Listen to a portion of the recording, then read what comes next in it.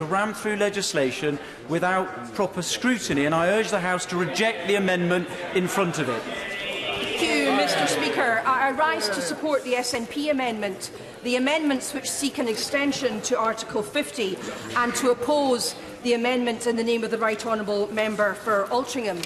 Mr. Speaker, I think the most pertinent point that's been made this afternoon in relation to what's called the Brady Amendment is that the backstop is the inevitable consequence of a clash between the Prime Minister's red lines and our obligations under the Good Friday Agreement. And therefore, as the Right Honourable and Learned Member for Beaconsfield said, this Brady Amendment is a sort of displacement activity which is engaged in by children who are being asked to do something they don't want to do. And I make no apology for repeating that analogy because I think it's fantastic.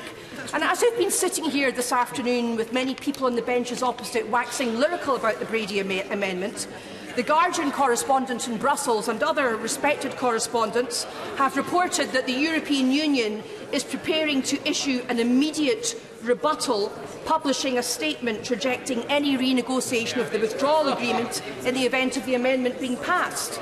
And Tony Connolly, the very well-respected RTE journalist, is telling us that Jean-Claude Juncker phoned the Prime Minister at lunchtime today to tell her that the Brady Amendment was pointless.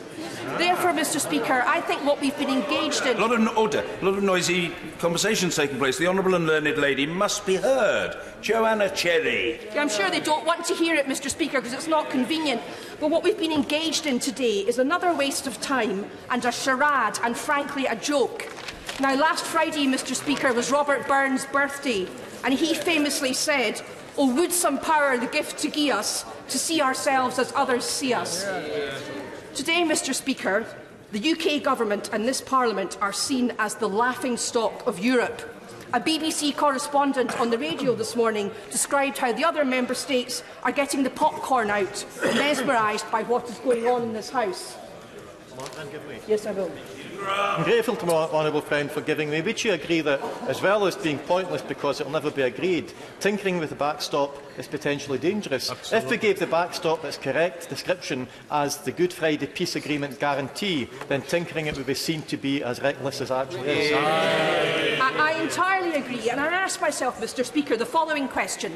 What kind of a Prime Minister spends months, years negotiating a deal, then supports someone else's amendment which drives a coach and horses through it? As the Right Honourable gentleman for Wolverhampton South East said, we're in this mess, Mr. Speaker, because of the Prime Minister's red lines. We're also in this mess because of deceit and foolishness on the part of the Conservative and Unionist Party. Another famous Scottish writer once wrote, "Oh, what a tangled web we weave when first we practise to deceive." That's Sir Walter Scott. And there has been constant deception. First of all, the deception by David Cameron when he called his referendum and thought he could win it by the sort of scare tactics that were employed in Scotland during the independence referendum. Then there was the deception employed by the Leave campaign, the lies and the undeliverable promises that were made to ordinary, decent people in this country.